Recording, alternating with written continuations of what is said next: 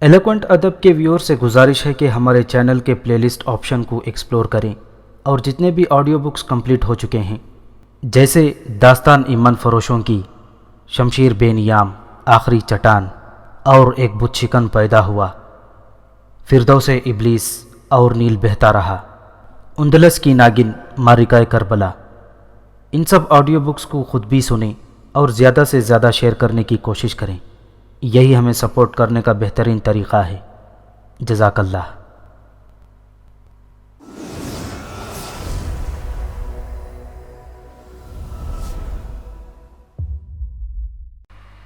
دوپہر تک وہ بہرام نگر پہنچ گئے۔ جوگی رامپال کو اس کی بستی میں چھوڑا اور پھر ہدایت اللہ محسن راؤ کو لے کر گڑھی بہرام نگر پہنچا۔ اس گڑھی کو دیکھ کر محسن راؤ کو اپنی ساون پور والی حویلی یاد آ گئی۔ اس کی یادداشت کے آئینے پر جادو کی جو گرد جمی ہوئی تھی وہ اب بالکل صاف ہو چکی تھی۔ گزرا ہوا وقت انگڑائی لے کر اٹھ بیٹھا تھا۔ ساون پور کی حویلی کے ساتھ اسے فوراً ہی اپنے چچا راؤ احمد علی کا خیال آیا۔ اس ظالم نے اسے قتل کروانے کی سازش کی تھی۔ اس واقعے کو گزرے کئی سال ہو گئے تھے۔ وہ اب تک مطمئن ہو چکا ہوگا کہ اب اس کی راہ میں کوئی کانٹا نہیں رہا۔ وہ خوب چین کی بانسری بجا رہا ہوگا۔ پھر اس نے اس کی گمشدگی کے بارے میں اس کے والدین کو جانے کیا بتایا ہوگا۔ بابا اور ممی تو پریشان ہو کر رہ گئے ہوں گے۔ خیر کوئی مسئلہ نہیں، وہ اب بچہ نہیں رہا، زیادہ مضبوط، زیادہ طاقتور اور زیادہ تجربے کار ہو چکا ہے۔ وہ ایک ایک کو دیکھ لے گا۔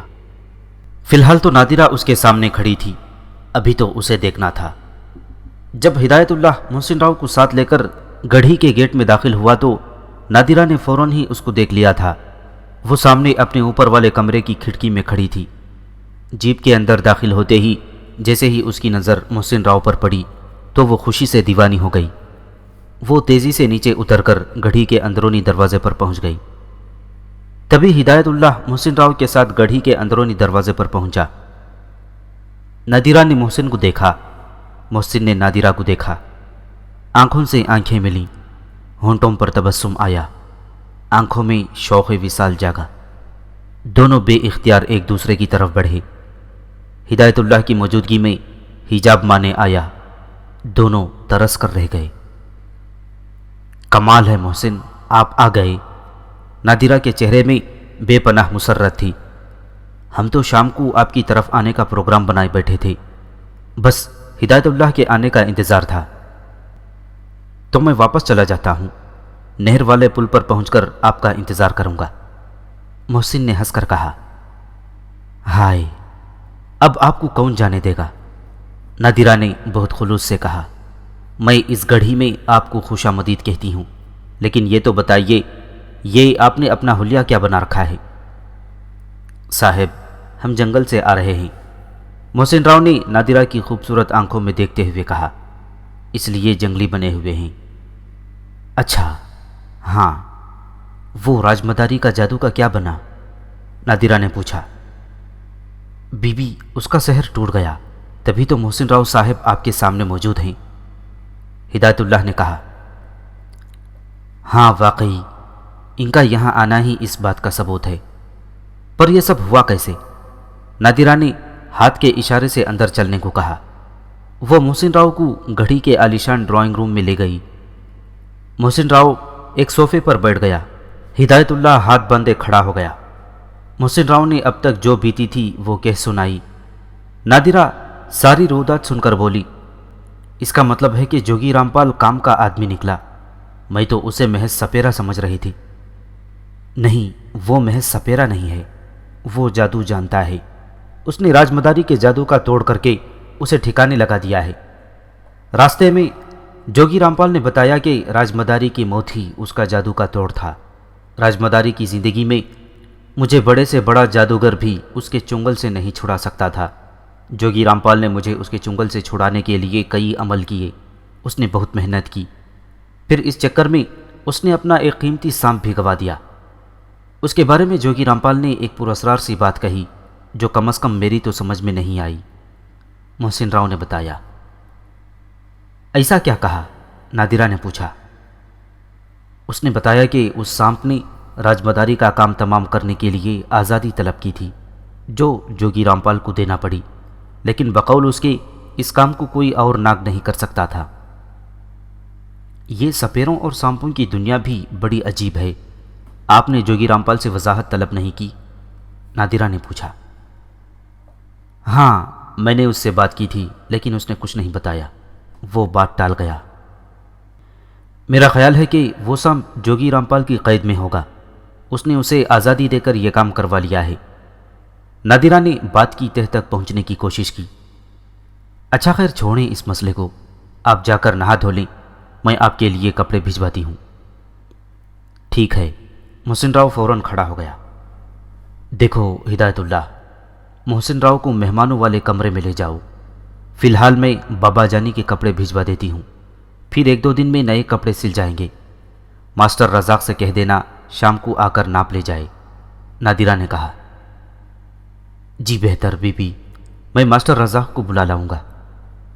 ٹھیک ہے محسن، آپ اپنے کمرے میں چلیں، نہائے دھوئیں، کپڑے تبدیل کریں، آپ کو شدت کی بھوک لگی ہوگی، میں کھانا لگواتی ہوں، ساتھ کھانا کھائیں گے، نادرہ نے کہا اور ڈرائنگ روم کے اندرونی دروازے کی طرف بڑھ گئی۔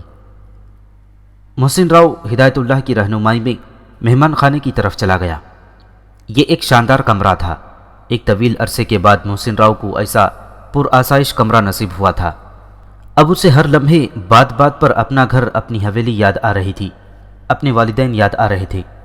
محسن راؤ کو حیرت ہو رہی تھی کہ اتنے سال اس نے اپنے ماں باپ کے بغیر کیسے گزارا۔ راجمداری کے عمل نے اس کا دل و دماغ معطل کر دیا تھا، وہ اپنا گھر بار بھول گیا تھا۔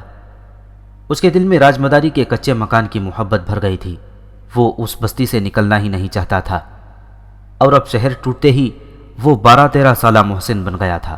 شکار پر نکلنے اور قتل کی سازش کے واقعات بار بار اس کے دماغ میں گھوم رہے تھے۔ ہدایت اللہ اسے کمرے میں پہنچا کر چلا گیا۔ محسن راؤ خوبصورت بیڈ پر نیم دراز ہو کر کپڑوں کا انتظار کرنے لگا۔ کچھ دیر کے بعد ایک ملازمہ راجہ بہرام نگر کے 2-3 جوڑے میز پر رکھ کر چلی گئی۔ محسن راؤ ایک جوڑا لے کر غسل خانے میں گھس گیا۔ یہ ایک پرآسائش غسل خانہ تھا۔ نہا کر جب وہ قد آدم آئینے کے سامنے کھڑا ہوا تو اپنے آپ کو دیکھ کر حیران رہ گیا۔ وہ کیا سے کیا ہو گیا تھا۔ راجمداری کے گھر میں ایک چھوٹا سا آئینہ تھا اور وہ بھی چٹخا ہوا، اس میں پورا چہرہ بھی نظر نہ آتا تھا، اسے اپنا چہرہ بھی ٹکڑوں ٹکڑوں میں دیکھنا پڑتا تھا۔ آج ایک لمبے عرصے کے بعد اس نے اپنے وجود کو آئینے میں دیکھا تو وہ اپنے آپ میں کھو گیا۔ اس آئینے میں کبھی وہ 13-14 سالہ محسن کو دیکھتا تھا، آج وہ 18-19 سال کا تھا۔ اس کی اٹھان تو بچپن سے ہی اچھی تھی، جوانی نے تو قیامت ڈھا دی، وہ اس پر ٹوٹ کر برسی تھی۔ محسن کا لڑکپن غائب ہو چکا تھا، نوجوان محسن اس کے سامنے تھا۔ وہ ایک بہت پرکشش نوجوان بن گیا تھا۔ کثرتی سڈول جسم، سینے پر کالے اور گھنے بال، چوڑا سینہ، اونچا لمبا قد، سفید رنگت، کتابی چہرہ، مقناطیسی آنکھیں۔ وہ آئینے میں خود کو ہر زاویے سے دیکھ رہا تھا اور خوش ہو رہا تھا۔ وہ یہ تو جانتا تھا کہ وہ خوبصورت ہے، لیکن یہ نہیں جانتا تھا کہ وہ اس قدر خوبصورت ہے۔ آج اسے اپنے انتہائی حسین ہونے کا یقین ہوا۔ خود کو آئینے میں دیکھتے دیکھتے اچانک اس کو یہ احساس ہوا کہ وہ غسل خانے میں اکیلا نہیں ہے۔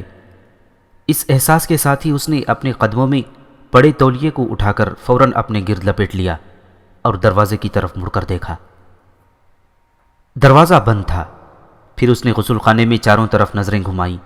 غسل خانے میں اس کے سوا کوئی نہ تھا، لیکن یہ احساس اب بھی قائم تھا کہ غسل خانے میں اس کے علاوہ بھی کوئی ہے۔ اس خیال سے اس کے دل میں خوف سا پیدا ہوا۔ وہ مزید وہاں نہیں ٹھہر سکا۔ اس نے جلدی جلدی کپڑے پہنے اور باہر نکل آیا۔ باہر آیا تو ایک ملازمہ اس کی منتظر تھی۔ اسے دیکھ کر وہ بولی، بی بی آپ کا کھانے کی میز پر انتظار کر رہی ہیں۔ ٹھیک ہے چلو، محسن نے کہا اور اس ملازمہ کے ساتھ چل دیا۔ کھانے کے کمرے میں کھانا سجائے نادرہ اس کی منتظر تھی۔ وہ اسے دیکھ کر مسکرائی۔ راجہ بہرام نگر کے کپڑوں میں وہ بالکل راجکمار لگ رہا تھا۔ نادرہ نے اسے تحسین آمیز نظروں سے دیکھا، لیکن کچھ بولی نہیں۔ کیا ہوا؟ کیوں مسکرا رہی ہیں؟ برا لگ رہا ہوں نا؟ بھائی مانگے کے کپڑوں میں بندہ ایسا ہی لگ سکتا ہے۔ محسن راؤ نے ہنستے ہوئے ایک کرسی کھینچی اور بڑے مہذبانہ طریقے سے بیٹھ گیا۔ آپ بہت اچھے لگ رہے ہیں جناب، بالکل راجکمار۔ نادرہ نے اس کی تعریف کی۔ راجکمار نہ صحیح، چھوٹا موٹا زمیندار ضرور ہوں، یہ اور بات ہے کہ فی الحال میں بے زمین ہوں۔ اس نے کھانا نکالتے ہوئے کہا۔ محسن بے فکر ہو جاؤ، میں تمہیں تمہاری زمینیں دلوا کر رہوں گی، ذرا بابا جانی آ جائیں۔ نادرہ نے بڑے پرعزم لہجے میں کہا۔ راجہ صاحب کہیں گئے ہوئے ہیں؟ محسن راؤ نے پوچھا۔ آج کل وہ پیرس میں ہیں، نادرہ نے اسے بتایا۔ پیرس میں؟ ہاں، نادرہ نے اس بات میں گردن ہلائی۔ میرے بابا جانی بڑے زندہ دل انسان ہیں، زندگی کو انجوائے کرنا کوئی ان سے سیکھے۔ کھیل تماشوں میلے ٹھیلوں کے بہت شوقین ہیں، ان سے وقت بچ جائے تو شکار کھیلتے ہیں، شکار سے دل بھر جاتا ہے تو سیر و تفریح کو نکل جاتے ہیں۔ آج کل ان پر سیاحت کا بھوت سوار ہے، نادرہ نے بتایا۔ یہ بھوت کب اترے گا؟ میرا مطلب ہے کہ… محسن راؤ نے بات مکمل نہ کی۔ میں آپ کا مطلب سمجھ گئی، نادرہ مسکرا کر بولی۔ بس وہ 2-4 دن میں آنے ہی والے ہیں۔ باپ پر تو سیاحت کا بھوت سوار ہے، چلیے مان لیا، لیکن بیٹی پر آج کل کون سا بھوت سوار ہے؟ محسن راؤ نے ہنس کر پوچھا۔ یہ جو میرے سامنے بیٹھا ہے، نادرہ کے منہ سے بے ساختہ نکلا۔ محسن راؤ اس کا جواب سن کر خوش ہوا۔ اس نے ایک زوردار قہقہہ لگایا اور بولا، بھائی بہت خوب۔ محسن، اس گھڑی میں آئے ہوئے مشکل سے 1-1.5 گھنٹہ ہوا ہے، لیکن جانے کیوں مجھے یہ محسوس ہو رہا ہے جیسے تم یہاں کافی عرصے سے ہو۔ ایسا کیوں محسوس ہو رہا ہے مجھے؟ نادرہ نے پوچھا۔ میں کیا جانوں، محسن راؤ نے معصومیت سے کہا۔ اچھا یہ بتاؤ، کیا تمہیں راکھی یاد نہیں آتی؟ نادرہ نے اسے گہری نگاہوں سے دیکھا۔ وہ بیچاری میرے جنگل سے لوٹنے کا انتظار کر رہی ہوگی۔ تم جانتی ہو نا نادرہ کہ راج مداری مجھے جنگل میں جادو سکھانے نہیں لے گیا تھا۔ محسن راؤ نے انکشاف کیا۔ تو پھر؟ نادرہ نے پوچھا۔ وہ مجھ پر مکمل قبضہ چاہتا تھا۔ اس نے ایسا عمل شروع کیا تھا کہ اگر وہ مکمل ہو جاتا تو میری یادداشت بھی گم ہو جاتی، میں ایک دم الو بن جاتا۔ وہ جو کہتا مجھے اس پر عمل کرنا ہوتا۔ یہ بات مجھے جوگی رامپال نے بتائی تھی۔ شکر ہے محسن، تم بچ گئے۔ نادرہ نے ٹھنڈا سانس بھرا۔ ہاں واقعی، محسن نے کہا۔ میں راکھی کی بات کر رہی تھی، سنا ہے وہ تمہیں بہت چاہتی تھی۔ نادرہ نے اس کی طرف ترچھی نگاہوں سے دیکھا۔ یہ سچ ہے، محسن نے صدقے دل سے کہا۔ سنا ہے وہ ہے بھی بہت خوبصورت۔ یہ بھی سچ ہے، محسن راؤ نے اقرار کیا۔ پھر پوچھا، لیکن یہ بات تمہیں کس نے بتائی؟ تم نے تو اسے نہیں دیکھا۔ ہاں، میں نے تو اسے نہیں دیکھا، دیکھنے کی تمنا ہی رہی۔ یہ بات مجھے ہدایت اللہ نے بتائی۔ اس نے راکھی کو دیکھا تھا، نادرہ نے بتایا۔ تم راکھی کا ذکر کیوں لے بیٹھی ہو؟ محسن راؤ کو تشویش ہوئی۔ ایسے ہی، تمہیں برا لگ رہا ہے؟ برا نہیں، غیر ضروری۔ پھر کس کی بات کروں؟ اپنی، صرف اپنی، محسن راؤ نے دو ٹوک انداز میں کہا۔ میں کیا ہوں؟ یہ عجیب سوال تھا۔ تم ساحرہ ہو۔ اگر میں ساحرہ ہوں تو کم تم بھی نہیں ہو، تم جادوگر ہو، بہت بڑے جادوگر، جس نے نادرہ جیسی لڑکی کا دل اپنی مٹھی میں لے لیا۔ نادرہ، اگر میں محض ایک مداری کا بیٹا ہوتا تو کیا تم پھر بھی اسی قدر چاہتی؟ محسن نے پوچھا۔ واہ، تم نے یہ کیا سوال کیا؟ نادرہ نے کھانا کھاتے کھاتے اپنا ہاتھ کھینچ لیا۔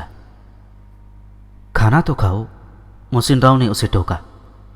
ہاں کھاتی ہوں، پہلے تمہارے سوال کا جواب دے دوں، نادرہ نے بڑی سنجیدگی سے کہا۔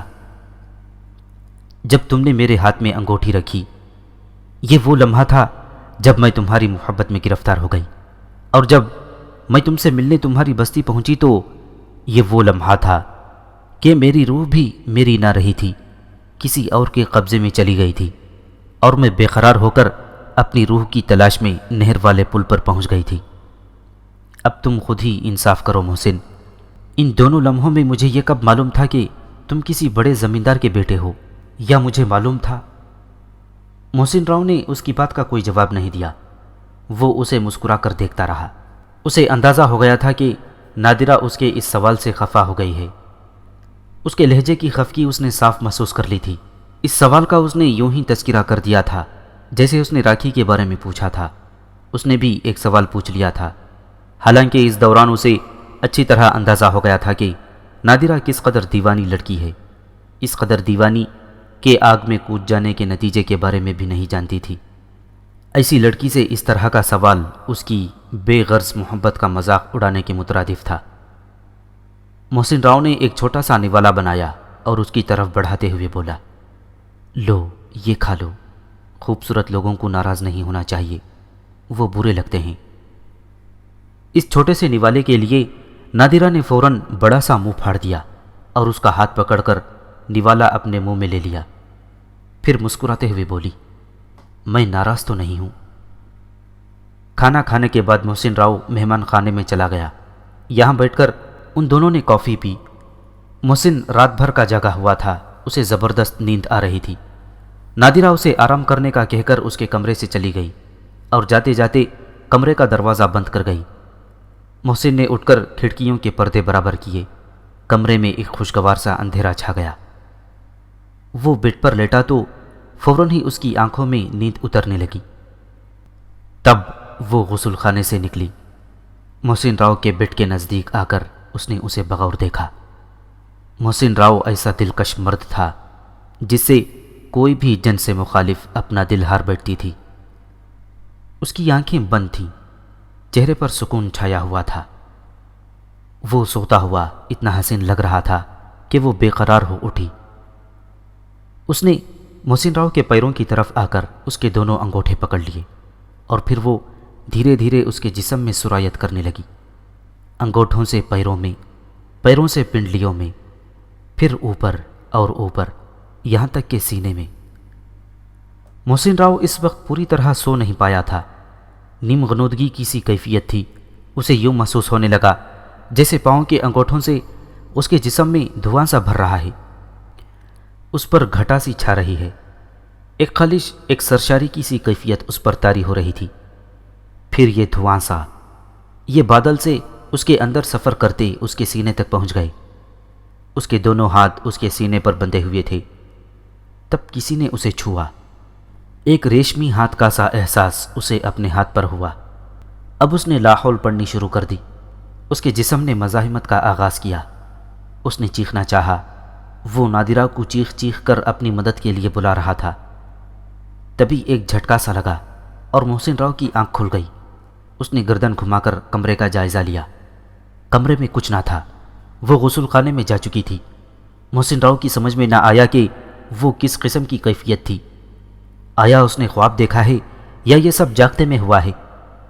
اس کے ہاتھ پر کسی نازک ہاتھ کا لمس اب بھی موجود تھا اور پاؤں کے انگوٹھے سے سینے تک ایک گھٹا سی چھانے کی کیفیت، اس کا لاحول پڑھنا اور نادرہ کو مدد کے لیے پکارنا، ہر بات اس کے ذہن میں اچھی طرح نقش تھی۔ شاید وہ لیٹتے ہی سو گیا تھا، اس نے سوچا۔ اس نے خواب سمجھ کر اپنے ذہن کو جھٹکا اور پھر کروٹ لے کر سو گیا۔ شام کو ہدایت اللہ نے اسے آ کر اٹھایا۔ ملازمہ 2 بار دیکھ کر جا چکی تھی۔ وہ گہری نیند سویا ہوا تھا۔ تب نادرہ نے ہدایت اللہ کو بھیجا تھا۔ اس نے محسن راؤ کا بازو چھو کر آواز دی، صاحب جی، صاحب جی۔ محسن راؤ نے فوراً آنکھیں کھول دیں اور اسے پوچھا، ہاں کیا ہوا؟ صاحب جی، شام ہو گئی ہے، آپ کب تک سوئیں گے؟ چائے پی لیں، بی بی آپ کا انتظار کر رہی ہیں۔ ہدایت اللہ نے بڑے مؤدبانہ انداز میں کہا۔ اچھا۔ محسن راؤ یہ کہہ کر فوراً اٹھ گیا اور غسل خانے میں داخل ہونے سے پہلے بولا، ہدایت اللہ، میرا 5 منٹ انتظار کرو، میں تمہارے ساتھ ہی چلتا ہوں۔ جی ٹھیک ہے صاحب جی، ہدایت اللہ نے کہا۔ محسن راؤ غسل خانے میں داخل ہوا۔ اس نے اپنے چہرے پر پانی کے خوب چھپاکے مارے۔ منہ دھوتے دھوتے اچانک اسے احساس ہوا جیسے غسل خانے میں اس کے ساتھ کوئی اور بھی ہے۔ اس خیال کے ساتھ ہی ایک اور احساس ابھرا۔ ایک دم اس کے دل میں نہانے کی خواہش جاگی۔ اس خواہش پر اسے بڑی حیرت ہوئی، کیونکہ وہ چند گھنٹے پہلے ہی تو نہایا تھا۔ پھر اس کا دل اسے نہانے پر کیوں اکسا رہا تھا؟ اس کے پیچھے کیا عزائم تھے؟ کسی کے اندر ہونے کا احساس بدستور قائم تھا۔ اسے خوف سا محسوس ہونے لگا۔ وہ منہ دھو چکا تھا۔ وہ فوراً ہی غسل خانے سے باہر آ گیا۔ کمرے میں ہدایت اللہ موجود تھا۔ اسے دیکھ کر محسن راؤ نے سکون کا سانس لیا۔ محسن راؤ نے سوچا کہ ہدایت اللہ کو غسل خانے میں بھیج کر دیکھی، اندازہ ہو جائے گا کہ یہ محض اس کا وہم ہے یا پھر واقعی اندر کوئی چیز ہے۔ ہدایت اللہ، ذرا باتھ روم میں تو جاؤ۔ صاحب جی، باتھ روم میں کیا ہے؟ وہ محسن راؤ کی بات سنتے ہی کانپنے لگا۔ او بھائی، ڈرو مت، وہاں کوئی بھوت پریت نہیں ہے، تم اندر جاؤ، دروازہ بند کرو اور 2 منٹ آئینے کے سامنے کھڑے ہو کر باہر آ جاؤ۔ محسن راؤ نے اسے سمجھاتے ہوئے کہا۔ اچھا صاحب جی، جاتا ہوں۔ وہ بادل ناخواستہ غسل خانے کی طرف بڑھا۔ 2 منٹ کے بعد جب وہ باہر آیا تو مسکرا رہا تھا۔ صاحب جی، آپ نے تو مجھے ڈرا ہی دیا تھا، اندر تو کچھ نہیں ہے۔ میں نے تم سے کب کہا تھا کہ اندر کچھ ہے؟ محسن راؤ نے ہنس کر کہا۔ ہاں، آپ نے کچھ کہا تو نہیں تھا، پر آپ کے انداز سے تو پتا چلا کہ جیسے اندر کچھ ہے۔ ہدایت اللہ بولا۔ ہدایت اللہ کے اندر جانے اور مسکراتے ہوئے باہر آنے سے اس نے اندازہ لگا لیا کہ یہ احساس کے اندر کچھ ہے محض اس کا وہم تھا۔ اگر اندر کچھ ہوتا تو ہدایت اللہ بھی اس کو محسوس کرتا۔ کھانے کی میز پر چائے کے ساتھ بہت کچھ تھا۔ نادرہ بصد اصرار اسے ایک ایک کر کے تمام چیزیں کھلاتی رہی۔ چائے سے فارغ ہوئے تو ٹیلر ماسٹر رزاق اس کا ناپ لینے آ گیا۔ اس نے کل صبح تک ایک پینٹ شرٹ سی کر دینے کا وعدہ کیا۔ بقیہ اور جوڑی رات تک پہنچانے کا یقین دلایا۔ محسن راؤ اپنے گھر لاہور جانے کے لیے بے قرار تھا۔ اس نے اس سلسلے میں نادرہ سے تذکرہ کیا۔ نادرہ، میں لاہور جانا چاہتا ہوں۔ جاؤ، نادرہ نے ایک لفظی جواب دیا۔ اس مختصر سے جواب سے وہ اس کے لہجے کا اندازہ نہ لگا سکا تھا کہ اس نے ناراض ہو کر کہا ہے یا خوشی سے۔ کیسے جاؤں؟ محسن راؤ نے پوچھا۔ تمہیں ہدایت اللہ چھوڑ آئے گا، اگر کہو تو میں بھی ساتھ چلوں؟ نہیں، ابھی نہیں، محسن راؤ فوراً بولا۔ پریشان مت ہو، میں تمہارے ساتھ تمہارے گھر نہیں جاؤں گی۔ گلبرگ میں میرے چچا رہتے ہیں، میں وہاں جاتی رہتی ہوں، میں وہاں چلی جاؤں گی۔ نادرہ ہنس کر بولی۔ خیر، ایسی کوئی بات نہیں، تم میرے ساتھ میرے گھر چل سکتی ہو، لیکن میں چاہتا ہوں کہ پہلے میں اپنے والدین کے ساتھ یہاں آؤں، تب تک راجہ صاحب بھی واپس آ جائیں گے۔ ٹھیک ہے، جیسی تمہاری مرضی۔ نادرہ نے اس کی بات سے اتفاق کر لیا۔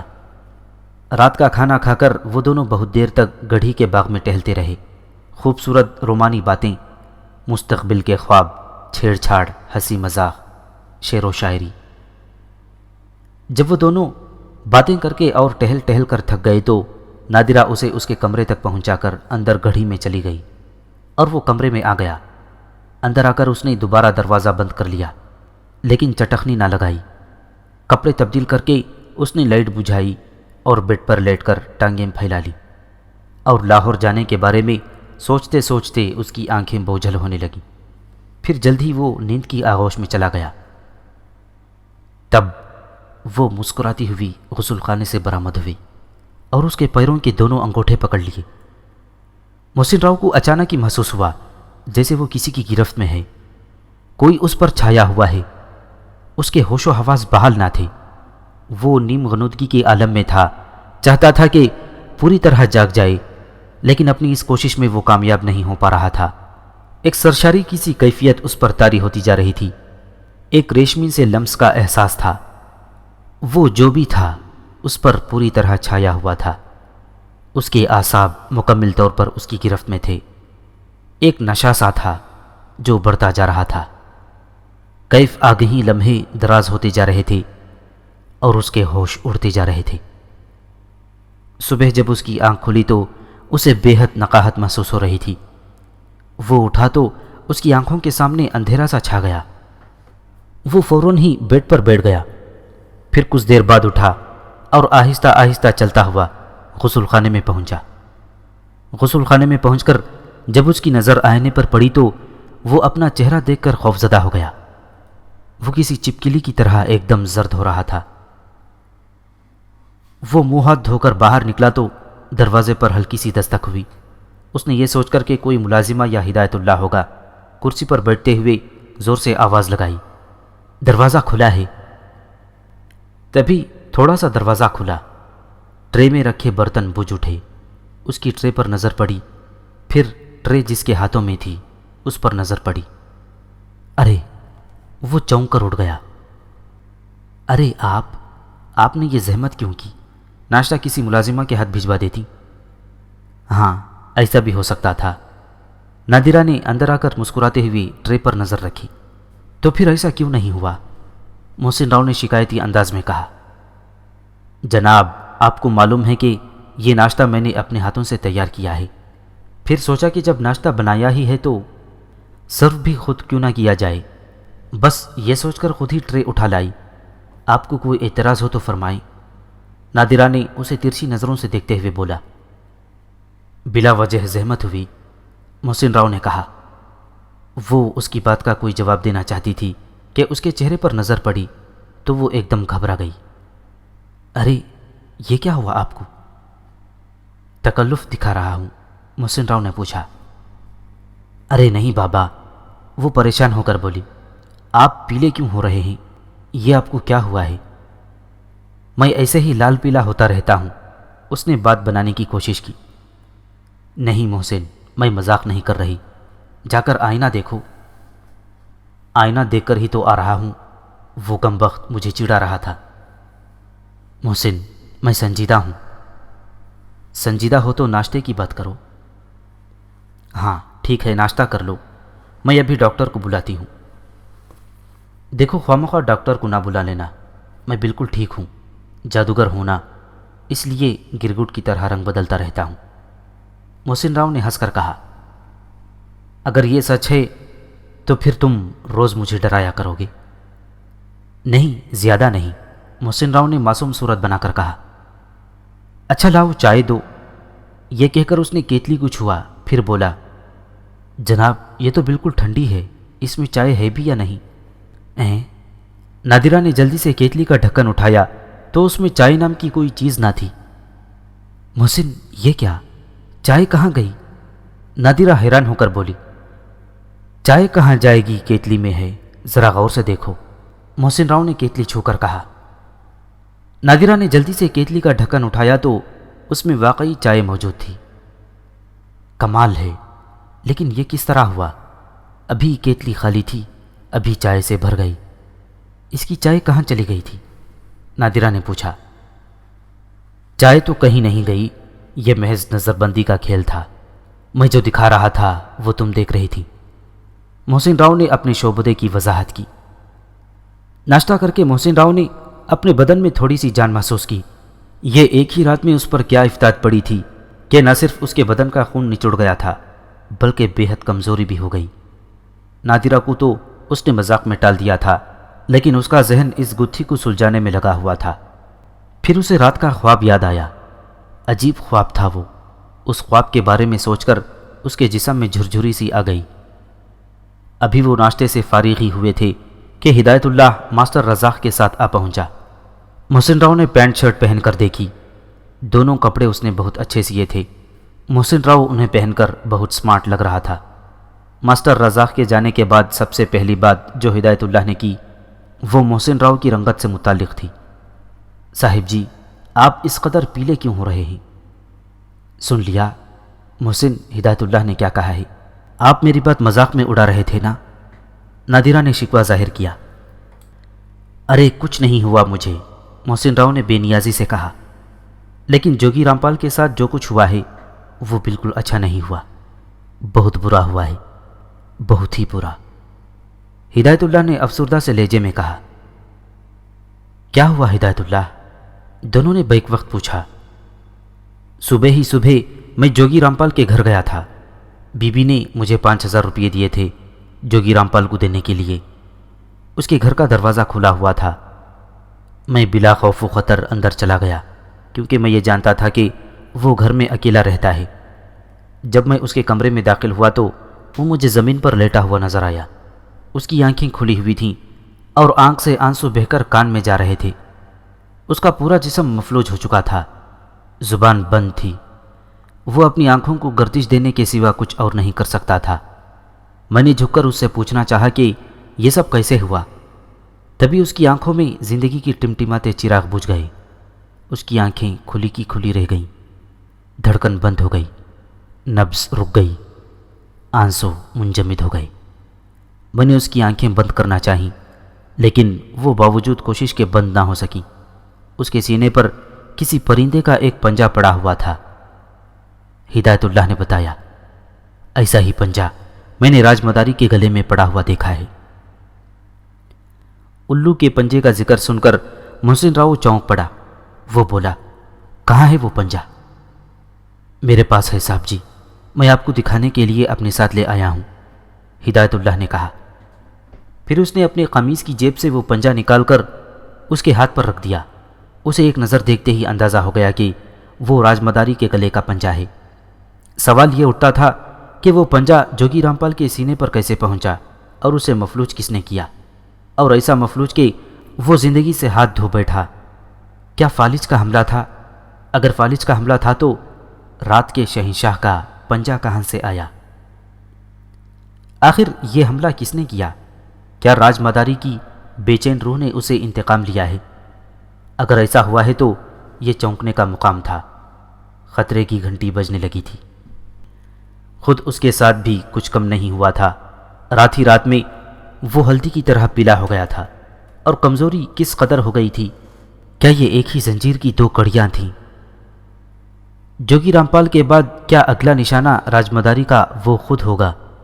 محسن راؤ جوں جوں غور کرتا جا رہا تھا، پریشان ہوتا جا رہا تھا۔ نادرہ، یہ جو کچھ ہوا ہے اچھا نہیں ہوا، محسن راؤ نے ہدایت اللہ کے چائے کے برتن اٹھانے کے بعد تشویش بھرے لہجے میں کہا۔ جوگی رامپال کو یقینی طور پر راج مداری نے مارا ہے۔ یہ بات تم یقین سے کیسے کہہ سکتے ہو؟ نادرہ نے پوچھا۔ یہ الو کا پنجہ ہے۔ محسن راؤ نے کالے دھاگے میں تعویذ کی طرح بندھا ہوا الو کا پنجہ اس کی آنکھوں کے سامنے لہرایا۔ یہ وہی پنجہ ہے جو راج مداری کے گلے میں پڑا رہتا تھا۔ اسے میں اچھی طرح پہچانتا ہوں۔ اب کیا ہوگا محسن؟ نادرہ نے سہم کر کہا۔ خطرہ کم ہونے کے بجائے بڑھ گیا ہے، بہت محتاط رہنا ہوگا، محسن نے کھوئے ہوئے انداز میں کہا۔ اللہ مالک ہے، دیکھا جائے گا۔ نادرہ میں اچانک جانے کہاں سے ہمت آ گئی۔ آؤ چلو، تمہیں بہرام نگر کی سیر کراؤں۔